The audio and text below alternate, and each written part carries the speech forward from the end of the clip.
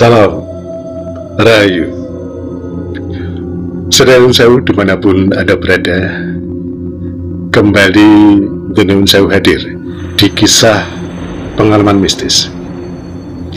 Dan kali ini akan menceritakan tentang pengalaman dari salah satu subscriber dari Nuwun Sewu. Dan di sini nama asli sudah saya samarkan, serta alamat dan juga tempat kejadian sudah saya samarkan. Sebut saja Pak Wandi. Dan kejadian mistis ini dialami oleh beliau di tahun 91. Sebelum masuk ke dalam cerita, saya ucapkan banyak terima kasih kepada seluruh sederek Nuwun Sewu dimanapun Anda berada yang sudah like, komen, share, dan subscribe tayangan-tayangan dari Nuwun Sewu. Terima kasih banyak. Dan langsung saja pada inti cerita. Perlu diketahui, di sini Pak Wandi ini dikenal oleh warga sekitar sebagai tukang bangunan, dan sudah sangat terkenal.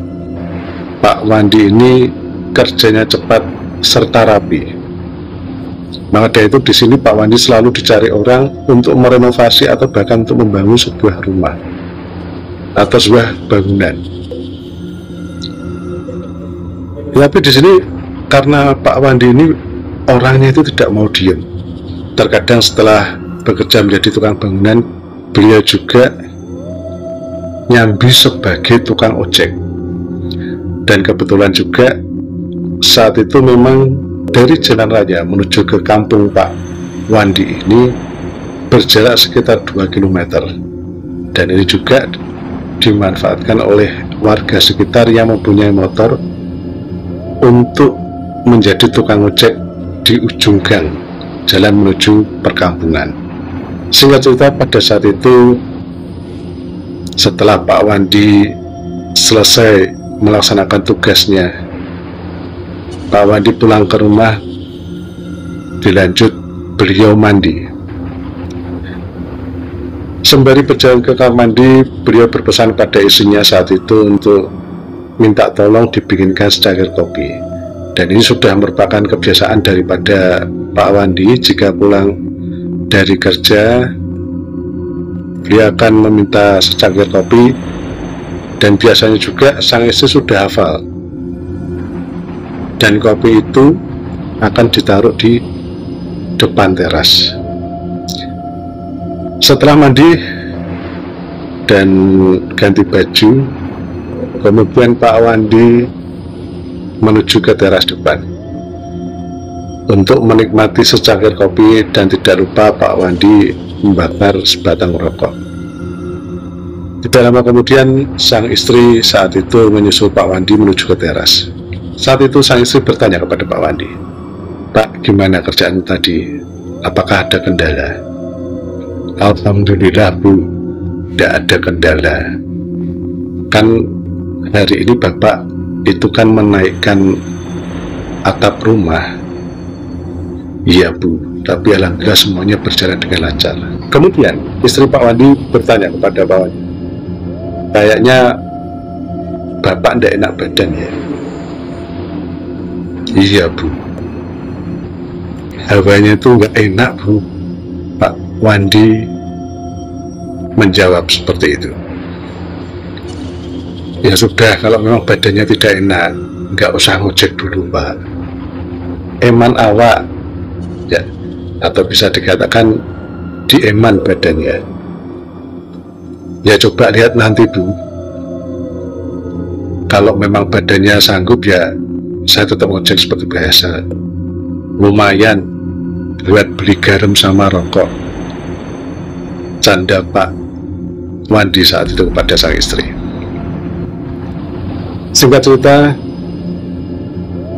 waktu menunjukkan jam 8:30 malam, dan Pak Wandi bergegas untuk bersiap-siap, mengambil jaket serta mengeluarkan motor untuk mengojek di ujung jalan masuk ke perkampungan. Tibalah Pak Wandi di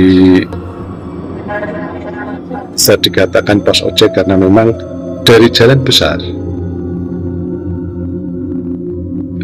di pojokan sudah disediakan seperti pos kecil yang memang digunakan untuk pangkalan ojek. Dan di sini yang perlu diketahui, tukang ojek di daerah Pak Wandi ini ada sekitar orang 5 termasuk Pak Wandi di sini. Dan pada malam itu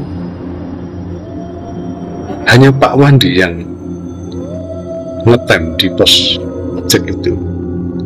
Tidak lama kemudian ada 2 motor yang menghampiri Pak Wandi saat itu, dan ternyata ini adalah tetangga desa daripada Pak Wandi yang memang setiap harinya menjemput istrinya dari kerja di salah satu pabrik garmen yang ada di sana.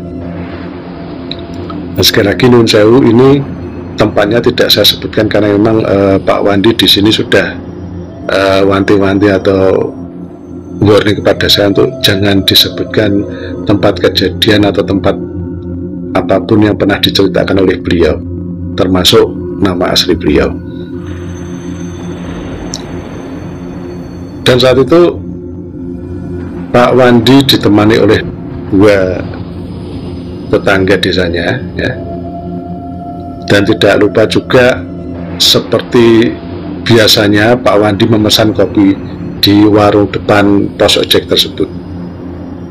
Nah, kebetulan di depan pos ojek itu ada yang buka warung nasi kucing. Jadi nasi kucing itu adalah nasi yang bentuknya sedikit, ada lauknya seperti itu. Mungkin di sini sedaya Indonesia ada yang tidak tahu nasi kucing, ya. Ini saya jelaskan dulu. Nasi kucing adalah nasi yang bisa dikatakan nasinya sedikit terus ada lauknya seperti itu. Dan di warung nasi kucing itu biasanya ada gorengan, ada lauk-lauk yang lain seperti sate, telur, dan lain sebagainya seperti itu.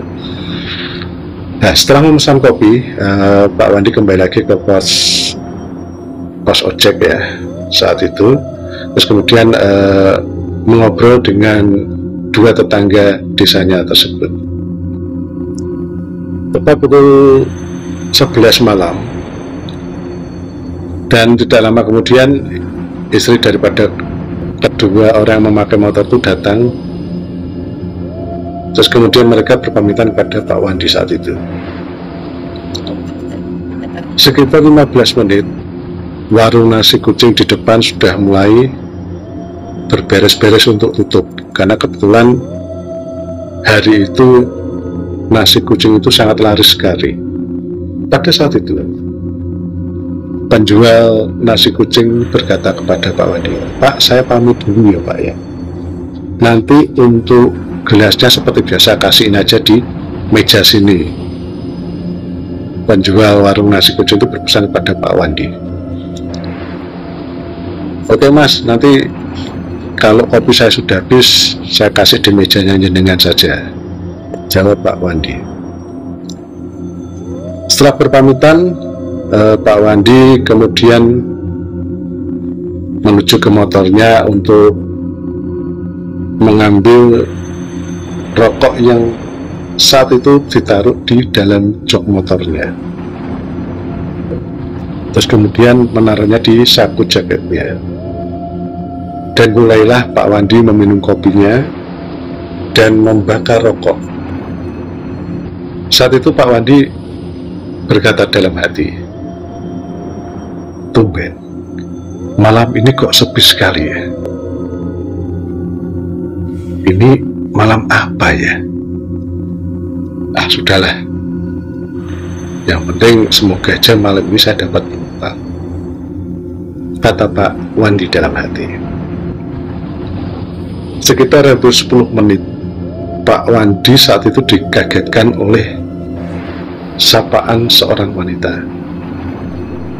Pak, ojek bang, cek bang, cek bang, cek. Saat itu Pak Wandi terkejut. "Ya Mbak, ya, sebentar ya Mbak, ya. Saya habiskan kopi saya dulu, nanti saya antarkan Mbak." "Mau diantar kemana Mbak?" "Biasa Pak, ke desa sebelah." Oh ya Mbak, sebentar ya Mbak ya. Dengan tergesa-gesa Pak Wandi berusaha untuk menghabiskan kopinya. Terus kemudian singkat cerita, di tengah perjalanan Pak Wandi menanyakan kepada sosok wanita ini, Mbak rumahnya mana sih? Kok kayaknya saya baru lihat Mbak. Iya Pak, karena kebetulan malam itu saya nggak biasanya saya di sebelah kok. Oh gitu, tapi kok saya nggak pernah lihat ya suaminya jenengan. Wanita itu hanya tersenyum. Suami saya nggak di sini Pak, di jalan sebelah. Kata wanita itu. Saat itu di tengah perjalanan Pak Wandi bertemu dengan Mbah Minto. Seperti biasa Pak Wandi menyapa beliau, "Monggo Mbah," atau bisa dikatakan, "Mari Mbah." "Ajeng teng pundi Mbah?" Atau dalam bahasa Indonesianya, "Mau kemana Mbah?" Saat itu Mbah Minto menjawab, "Arep rene tuku rokok," atau "mau kesini untuk beli rokok," sambil menunjuk tangannya arah yang mau dituju oleh Mbah Minto. Tetapi di sini, menurut cerita Pak Wandi, wajah Mbah Minto saat itu terkesan kayak melongo, terkesan seperti kayak heran melihat Pak Wandi. Saat itu juga Pak Wandi juga bergumam di dalam hati, kok tumben ya Mbah Minto itu tidak seramah biasanya. Tapi ya sudahlah, mungkin Mbah Minto itu masih banyak pikiran Pak Wandi dalam hati saat itu.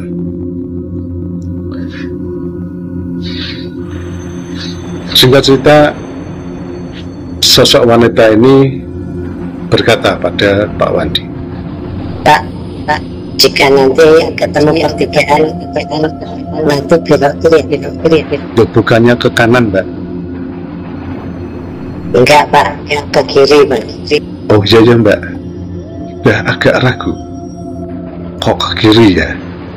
Perasaan di sebelah kiri itu tidak ada perumahan lagi. Tapi ya sudahlah, mungkin saya jarang main ke desa sebelah. Bisa jadi di sini sekarang sudah ada perumahan. Tak lama kemudian, sosok wanita ini berkata lagi kepada Pak Wandi, Pak, itu nanti depan jalan itu berhenti di situ ya Pak. Ya. "Oh iya Mbak, iya Mbak, lampu depan sebelah kanan itu ya Mbak ya," kata Pak Wandi saat itu. Setelah sampai, sosok wanita ini turun. Kemudian sosok wanita ini berkata kepada Pak Wandi, Pak, Bapak tunggu sebentar ya. Saya berikan "Oh sudah Mbak, terima kasih Mbak." Enggak apa-apa Pak. Sampaikan ke dalam rumah. Dalam hati, Pak Wandi berkata seperti ini, "Wah, mbaknya itu kok ya baik sekali ya," kata Pak Wandi dalam hati saat itu. Tak lama kemudian, sosok wanita ini menghampiri Pak Wandi lagi sembari membawa bungkusan. Pak, ini itu dibawa pulang ya Pak. Semoga ini bisa benar. Oh iya Mbak, sambil tangan Pak Wandi menerima bungkusan dari sosok wanita ini. "Oh ya Mbak, terima kasih sekali ya Mbak ya." Sama-sama. Setelah berpamitan, Pak Wandi memutarkan motornya untuk kembali menuju ke ujung jalan tempat mangkal Pak Wandi. Di tengah perjalanan Pak Wandi bertemu bapak-bapak yang sedang jaga ronda saat itu. Dan saat itu Pak Wandi disapa oleh bapak yang sedang jaga ronda. "Wandi, dari mana?" kata salah satu warga yang sedang jaga ronda. Ini saya barusan aja mengantar mbak-mbak, dan di sini warga yang jaga ronda saat itu ada 5 orang. Tetapi di sini melihat raut wajah daripada warga yang sedang jaga ronda ini, Pak Wandi bingung, karena semuanya orang-orang yang ada di depan Pak Wandi justru malah saling memandang. Serius Pak, mengantar mbak-mbak? Iya, wong di situ tuh ada perumahan baru. Ya mungkin karena saya sudah lama tidak main ke sini. Oh, sambil bengong, bapak yang mengajak ngomong Pak Wandi ini sambil bengong, terus kemudian mereka saling tatap-tatapan. Ya udah Pak, saya tak lanjut dulu, kata Pak Wandi kepada bapak yang sedang jaga ronda saat itu. Kemudian Pak Wandi meneruskan perjalanannya menuju ke pos ojek yang ada di ujung jalan. Pada saat sampai di pos ojek, Pak Wandi teringat dengan bungkusan yang dibawakan oleh sosok wanita tadi yang barusan aja diantar oleh Pak Wandi. Tetapi dalam hati, nanti ajalah bukaannya lah. Ini takutnya kalau makanan tidak enak, mosok ya saya buka di sini. Ya nanti kalau saya buka di rumah kan anak dan istriku bisa ikut makan juga, pikir Pak Wandi saat itu. Singkat cerita, setelah mengantarkan satu penumpang lagi, dan kebetulan penumpang ini adalah tetangga Wandi, Pak Wandi kemudian pulang ke rumah dan tidak meneruskan ojeknya karena saat itu memang sudah menunjukkan pukul 3 dini hari. Setelah memarkirkan motornya, Pak Wandi mengetuk pintu, kemudian sang istri keluar untuk membuka pintu, dan dilanjut Pak Wandi memasukkan motor ke dalam rumahnya. Pada saat itu sang istri berkata kepada Pak Wandi, "Duh Pak, kok ada bungkusan? Bapak beli makanan apa?" Kata sang istri kepada Pak Wandi. "Oh iya Bu, itu tuh tadi tuh saya dikasih sama mbak-mbak yang tinggal di desa sebelah itu." "Oh gitu loh, kok baik sekali ya Pak ya." "Iya." "Ya alhamdulillah, ini semoga ini rezeki buat kita hari ini." "Ya udah Pak, sekarang Bapak bersih-bersih dulu, lanjut nanti Bapak istirahat." "Iya Bu." Keesokan harinya Pak Wandi teringat tentang bungkusan yang tadi malam diberikan oleh sosok wanita yang diantar pulang oleh Pak Wandi. "Oh iya Bu, kok lupa, bungkusannya tuh masih ada di motor. Nanti takutnya kalau makanan nanti malah nggak bisa dimakan, mungkin sudah basi atau bagaimana Bu, sebentar saya ambil ya," kata Pak Wandi kepada istrinya. Sesaat kemudian setelah mengambil bungkusan, dan kebetulan bungkusan itu saat itu adalah tas plastik warna hitam, sambil duduk di meja makan, Pak Wandi membuka bungkusan yang diberikan oleh sosok wanita yang tadi malam diantar oleh Pak Wandi. Alangkah kagetnya setelah bungkusan itu dibuka, Pak Wandi kaget bukan kepala. "Loh, Bu, coba Bu, sini Bu, ada apa Pak?" Dan saat itu istri Pak Wandi masih ada di dapur. "Kenapa Pak, kok kayak orang kaget, bukan kepala seperti itu. Sini bu, coba lihat ini. Loh Pak, kok bunga tabur Pak? Tuh, kok ya mbaknya itu kok tega ngasih kita itu bunga tabur? Emangnya kita itu jarang kepang langsung makan bunga tabur? Canda Pak Wandi saat itu kepada istrinya. Nah, setelah membuka bungkusan itu, akhirnya bungkusan itu dibuang oleh Pak Wandi. Tetapi entah kenapa saat itu sang istri bilang kepada Pak Wandi, Pak, coba Pak, jangan dibuang dulu bungkusan itu. Nanti saya singkirkan dulu di belakang rumah ya Pak. Loh, kenapa Bu? Wong isinya bunga ya dibuang saja toh Bu. Kok malah disingkirkan di belakang rumah? Tidak tahu Pak, kok hati saya mengatakan jangan dibuang bunga itu. Oh ya sudahlah, wis pokoknya saya manut sama ibu aja deh. Kemudian Pak Wandi seperti biasa, jika setelah mengojek, Pak Wandi memberikan uang hasil ojek tadi malam. Oh ya Bu, ini alhamdulillah tadi malam dapat 2 penumpang. Yang satu mbak-mbaknya itu, yang kedua itu tetangga depan rumah kita. Oh ya Bu, padahal saya sudah bilang nggak usah, wong ya tetangga depan, tetapi justru malah masukkan uangnya ke dalam saku Bapak. Ya alhamdulillah Pak. Kemudian Pak Wandi merogoh kantong jaket Pak Wandi yang tadi malam dipakai ngojek oleh Pak Wandi.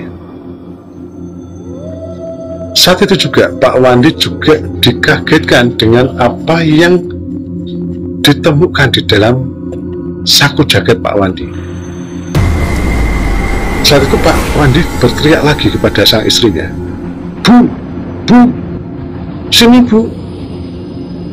Ada apa lagi toh Pak? Dari tadi kok teriak-teriak terus. Sini loh Bu. Sambil tergesa-gesa sang istri menuju ke ruang tengah. Bu, kok di sini ada daun pisang yang sudah kering ya Bu ya? Udah, kok bisa toh Pak? Bukannya tadi malam itu Bapak ngojek dapat uang, mosok yo dapat daun pisang kering? Atau bisa dikatakan, kan Bapak tadi malam ngojek dapat uang, ya, masa mengantongi daun pisang yang sudah kering?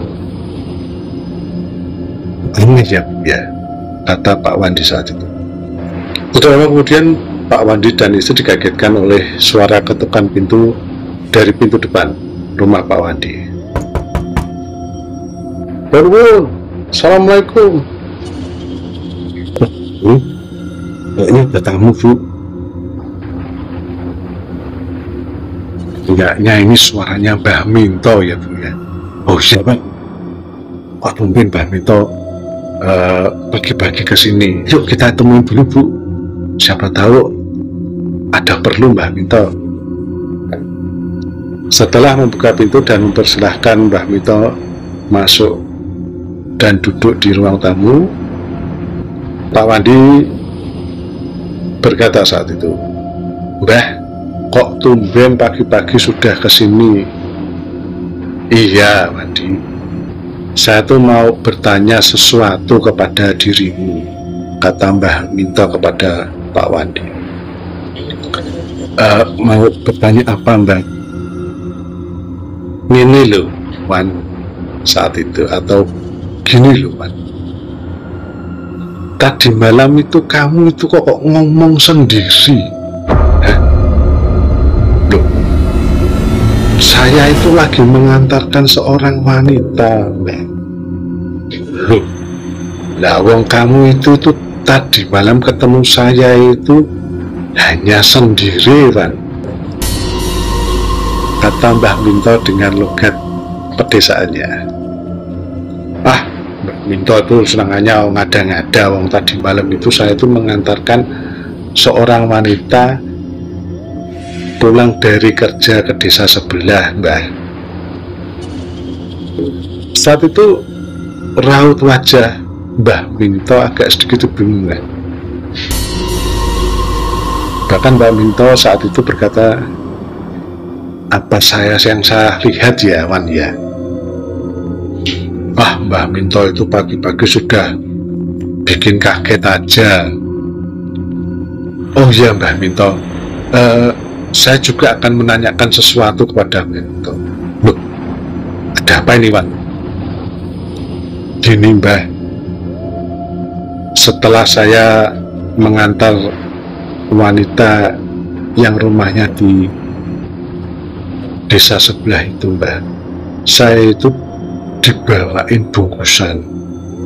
Oh, nah terus jadinya gini Mbah, saya kira itu bungkusan itu jajanan atau makanan, Mbah. Tetapi setelah saya buka, kok isinya bunga tabur ya, Mbah ya. Loh, kok aneh sekali, Wan, kata Mbah Minto heran. Dan tadi malam itu tuh saya mengantar wanita itu serta mengantar si Pai di depan rumah, Pak. Mbak, saya itu tadi malam itu mengantar 2 orang. Satunya itu adalah wanita itu, yang kedua itu Pai di depan rumah itu, Mbak. Tetapi Pai di depan rumah, Mbak. Dan uang yang diberikan itu saya kasihkan di saku jagat. Di sini ada yang aneh, Mbak. Kok uang yang satu tuh jadi daun pisang kering ya, Mbak? Wah, udah kok nganai-nganai kayak gituan, kata Mbah Minto.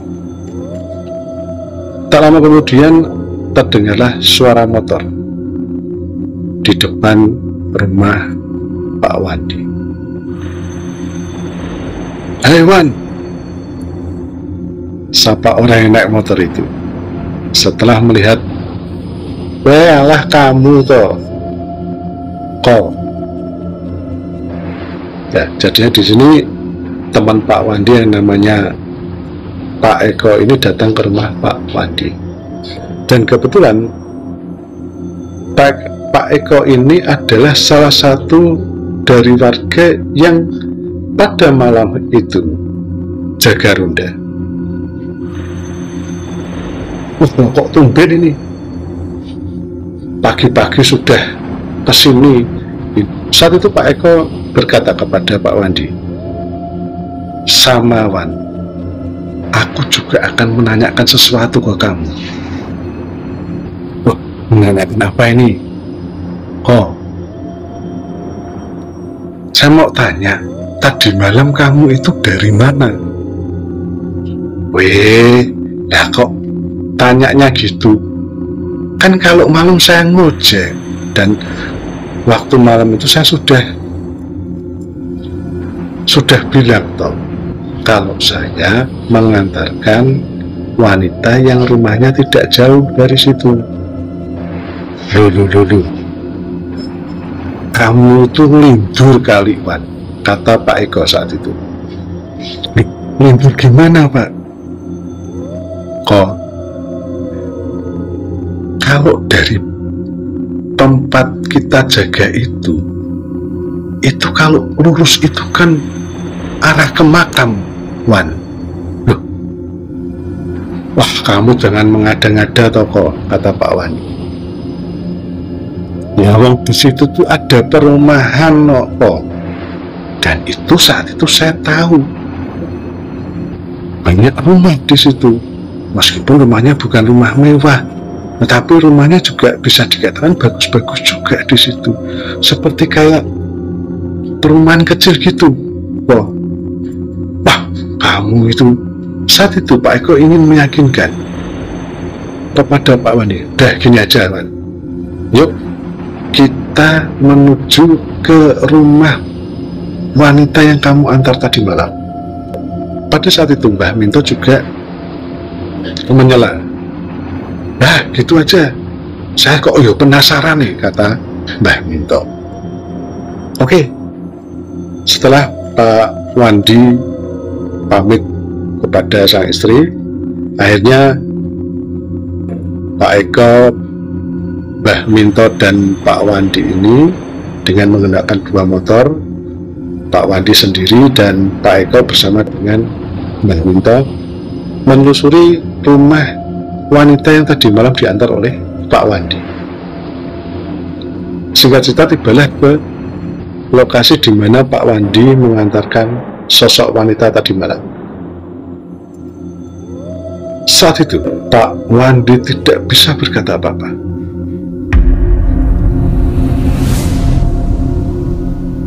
Mbah, kok macam ya Mbah ya, kata Pak Wandi saat itu kepada Mbah Minto.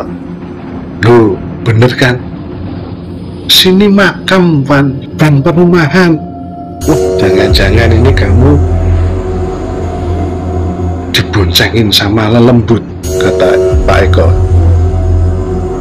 Waduh, lah wong tadi malam itu juga cewek yang ngojek saya itu pakai seragam gamenji, kata Pak Wandi kepada Pak Eko.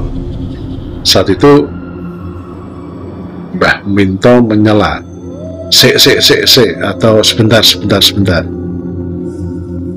Apa orangnya itu rambutnya pendek sebahu, pakai tas warna merah? Loh, kok Mbah Minto tahu, kata Pak Wandi. Walah, Wawan, itu kan si Harni. Harni siapa Mbah? Ya Harni tinggalnya tidak jauh dari komplek pemakaman ini. Dia itu sudah 3 hari yang lalu itu meninggal, Wan. Saat itu Pak Wandi tidak bisa berkata apa. Apalagi pada saat yang bersamaan Pak Eko juga mengiyakan tentang berita kematian dari Mbak Harni. Dah yuk, kita pulang dulu. Nanti saya teruskan ceritanya kalau sudah sampai ke rumahmu, kata Mbah Minto saat itu. Setelah sampai di rumah, Mbah Minto dan Pak Eko bercerita tentang Mbak Harni yang sudah meninggal 3 hari yang lalu. Gini Wan, sebenarnya tidak hanya kamu aja. Dulu juga adik si Eko itu, si Andi, juga pernah mengantarkan Mbak Harni ini. Berarti setelah Andi, saya yang bayar? Iya. Memang biasanya Mbak Harni ini dijemput oleh suaminya.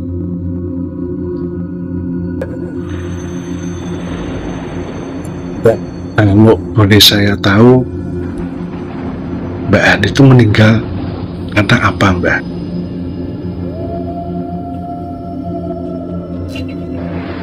Dengan menghela nafas panjang, Mbak Minto menjelaskan secara perlahan kepada Pak Wandi. Gini, Pak, Mbak Harni itu ketabrak truk pada saat mau menyeberang menuju ke tempat kerjaannya. Astagfirullah, inna lillahi wa inna ilaihi raji'un, kata Pak Wandi. Berarti tadi malam itu yang saya antarkan Mbak Harni itu ya, Mbak ya? Betul, Wan.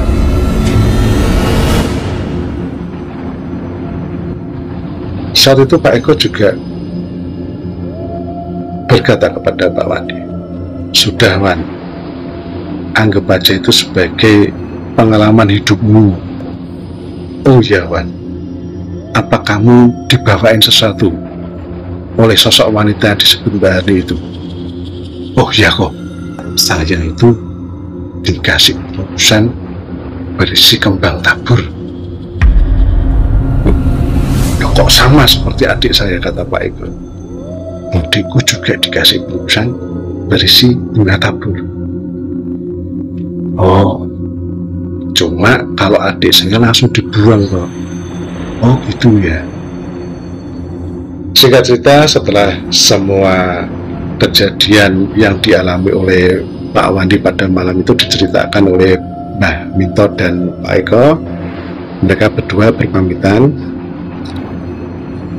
Setelah itu Pak Wandi masuk dan menemui sang istri.